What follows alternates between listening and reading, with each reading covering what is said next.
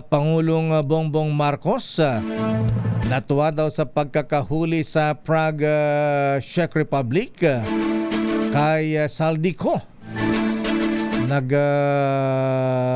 Jumping bonget ba siya sa tuwa? Napabuhat ng mas marami lakay. Napabuhat lang ng 10 kilo ng bigas. Aris number 14, Let Narciso. Ba't hindi pinagbuhat si Presidente na ano, ha?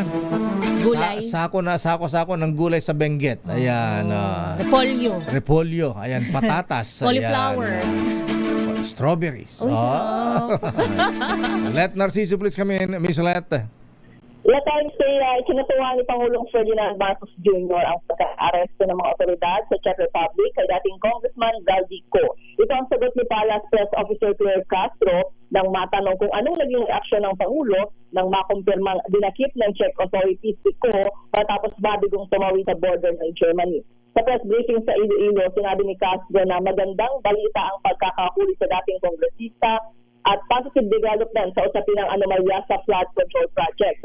Bagamat hindi pa niya napatutunayang guilty si Ko, itinuturing naman itong pugante dahil bukod sa hinaharap niyang kaso sa Pilipinas, ay kanselado na rin ang kanyang passport. Kaya para kay Castro, dapat mahuli ang isang pugante kaya ang pagkakadakip kay Ko ay isang magandang balita para sa Pangulo. Pakinggan natin si Jose Castro. Ang utos po niya, managot ang dapat na managot. Kung isang tao po ay may warrant of arrest, fugitive, cancel ang passport, sino po ang hindi matutuwa na ang isang taong fugitive ay maibabalik sa Pilipinas para managot? Si Palace Press Officer Claire Castro. Anong tinatanong nila kay tungkol sa gulay? Ayan, di ba nagbuhat ng sako-sakong gulay ang Pangulong Marcos?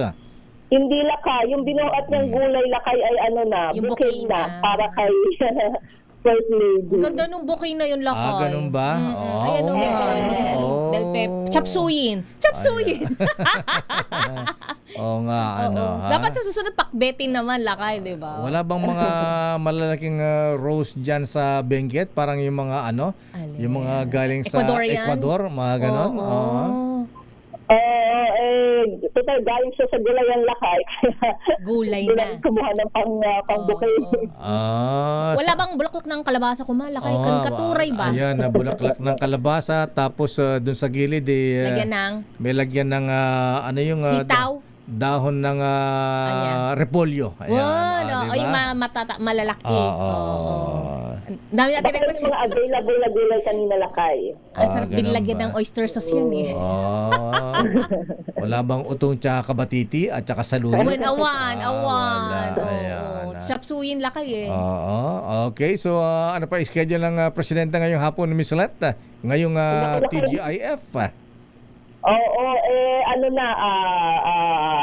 Personal, baka may date sila. Oo, kasi anib lakay, di ba?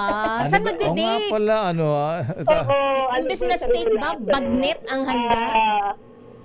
Mukhang 12 days ang kanyang schedule ngayong hapon na kayo. Pagkatapos nung kanyang pagbisita kanina doon sa bagsakan ng Gilan. Ayan. Okay, Garuda. Maraming salamat, Miss Let. Balik sa inyo na kaya at ni Thea.